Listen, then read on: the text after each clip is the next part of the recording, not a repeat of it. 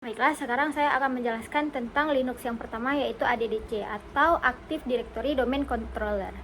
Di Ubuntu adalah layanan yang memungkinkan pengelola dan autentikasi pengguna serta perangkat dalam jaringan dengan menggunakan protokol Active Directory yang biasa digunakan di lingkungan Windows. Dengan menggunakan perangkat lunak seperti Samba, Ubuntu dapat diatur untuk berfungsi sebagai domain controller, memungkinkan integrasi dan interoperabilitas dengan klien Windows. Baiklah, sekarang saya akan menjelaskan tentang bagaimana instalasi ADDC. Yang pertama, kita lakukan update di Linux server dengan menggunakan perintah sudo apt update.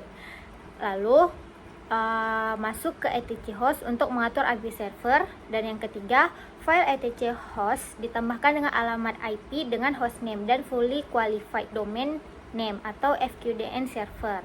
Selanjutnya, kita akan mengetik perintah ini untuk melihat hostname. Terus tes ping ke domain ti2acli.com dan matikan sistem resolve. Yang ketujuh, lakukan unlink ke konfigurasi resolve menggunakan perintah yang ada pada gambar di bawah ini. Terus yang kedelapan, masuk ke resolve conf. Yang kesembilan, isi seperti ini. Perintah ini akan menjalankan proses provisioning secara interaktif dan meminta beberapa informasi yang diperlukan selama konfigurasi domain controller.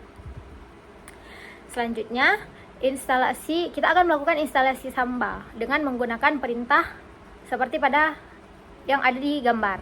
Yang ke-11, masukkan nama Kerberos Realm sesuai dengan domain yang digunakan, lalu ketik OK. Yang ke-12 adalah memasukkan hostname Kerberos server yang akan digunakan sebagai server autentikasi.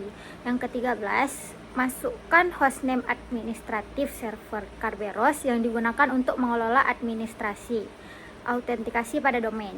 Yang ke-14, layanan SMBD, NMBD, dan WinBin dinonaktifkan menggunakan perintah sudo systemctl disable now SMBD, NMBD, WinBin. Yang ke-15, layanan Samba ADDC diaktifkan menggunakan perintah sudo systemctl unmask Samba ADDC. Yang ke-16, layanan Samba ADDC diatur agar berjalan secara otomatis setiap kali sistem dinyalakan menggunakan perintah sudo systemctl enable Samba ADDC. Yang ke-17, sebelum menggunakan konfigurasi baru, file konfigurasi Samba dicadangkan menggunakan perintah seperti di bawah ini. Yang ke-18, file konfigurasi Kerberos juga dicadangkan menggunakan perintah sudo mv etc krb5 conf etc krb5 conf bak. Yang ke-19, setelah seluruh konfigurasi awal selesai dilakukan, proses provisioning dijalankan kembali menggunakan perintah sudo samba tools domain provision use rfc 2307 interaktif.